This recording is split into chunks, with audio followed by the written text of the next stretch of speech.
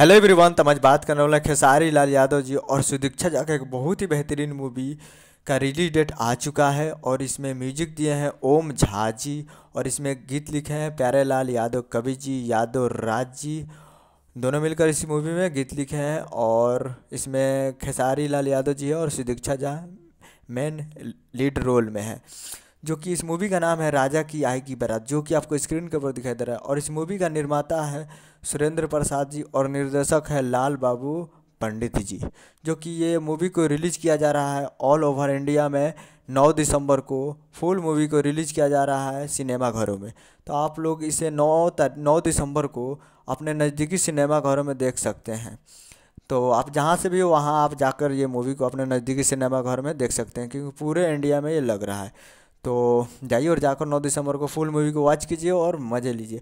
उम्मीद करूँगा वीडियो अच्छा लगा तो चैनल को सब्सक्राइब करके बेल आइकन प्रेस करिए ताकि ऐसे खेसारी लाल यादव जी के लेटेस्ट न्यूज लाते रहे। मिलते हैं अगले वीडियो में, तब तक के लिए जय हिंद जय भोजपुरी।